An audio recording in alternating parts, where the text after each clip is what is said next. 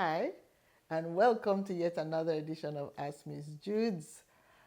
As is my style, I hope that you are doing well and taking good care of yourself. Every once in a while, I would encourage you to just check in with yourself. As you're looking after everyone in your environment, in your space, in your families, I want to encourage you to look after yourself too. You probably understand why eventually, but we really need to be here for one another. So, as always, we talk about lifestyle issues, how we're coping, balancing life, work, um, everything, everything lifestyle. So, feel free to keep those questions coming in. Today, I wanted us to just explore very briefly what I have captioned.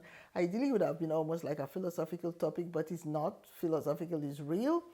And the question is, how are you treating life? How are you treating life?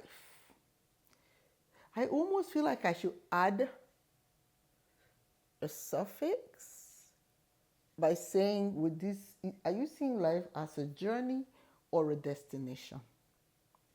The reason I ask is of late, there have been so much, I can't even put words to it. There's just been like a desperation for people to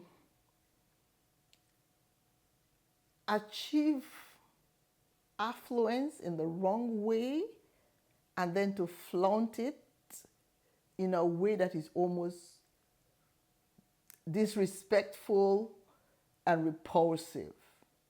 And what is even more worrisome is the fact that society seems to think that this is okay.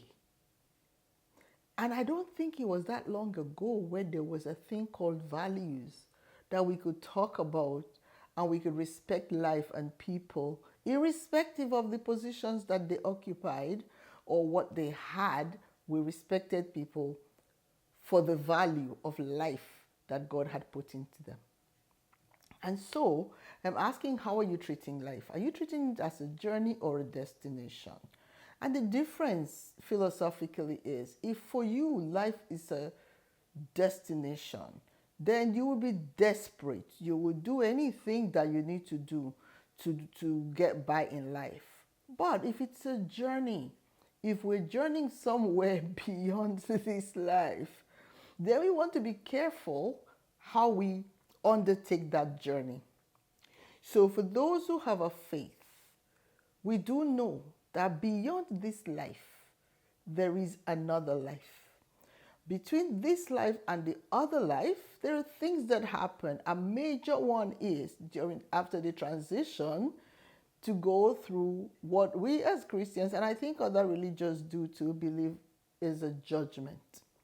Now, if in my journey on life, if I see life as a journey, then how I participate, how I behave on that journey is important. It means that as a wife, I love and respect my husband, and I do things that will make him happy. And that requires a reciprocity. So I get that back. You all know, by the grace of God, I say it all the time, I'm a very supportive and loving husband. Therefore, I do the same. We both support each other because we know that on this journey, we have a final destination. And our prayer is that us and all who will love our children or family members will make it to eternity with Jesus. Those who do not see this life as a journey would be desperate. They will do whatever they need to do. They will tell lies. They will cheat on life. They will cheat on their partners. They will cheat on their children. They will cheat at work. They will steal other people's work and take credit for it. They would acquire things that they cannot afford. You know what I mean? If you're desperate, if you think that this is all there is to life, then you will. Now, I want to just put a little spin on it, on relationships.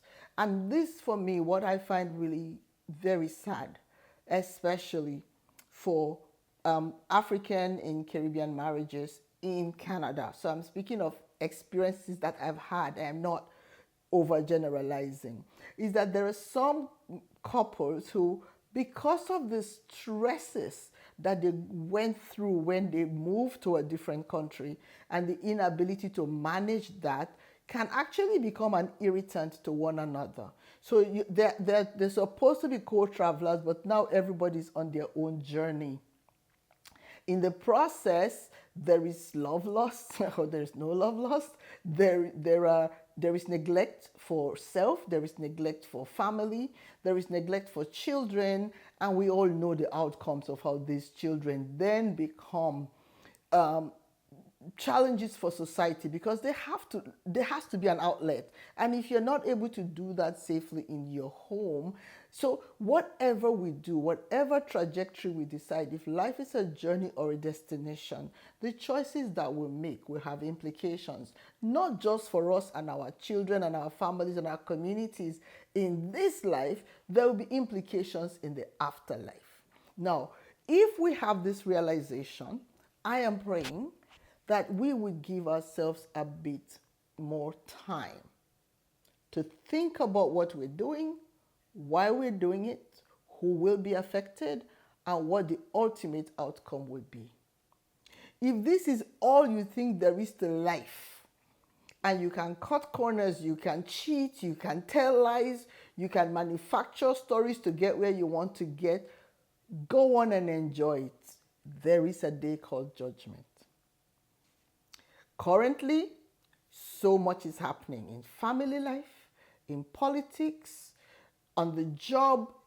People just behave as if there is no tomorrow, that this is all life is.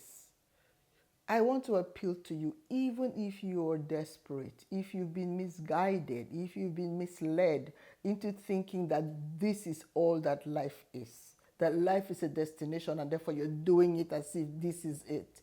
I want to appeal to you today to consider another option. Life is a journey. How you travel will determine what your destination experience would be.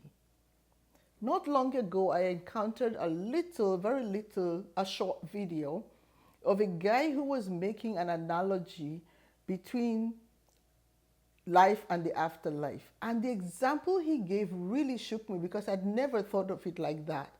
And he used the analogy of twins in utero, in their mother's womb, having a conversation. And one saying, oh, I can't wait to see mom. And the other saying, you really think there is a mom? This is all that there is to life. We're just going to stay here and expire. And the other one says, no, I'm looking forward to walking. Once you think we can use our legs, this is all the environment that they knew. So this was played out in such a way. And the other one said, if there's a life beyond mom's womb, why hasn't anyone come back to tell us that there is? Now we know that no child who's been born can go back into the womb, right? So it's the same way when we think that we know all there is about life. The Word of God tells us that there is a judgment after this life. Now, for those who don't believe, I just want you to come with me on a journey. Just what if?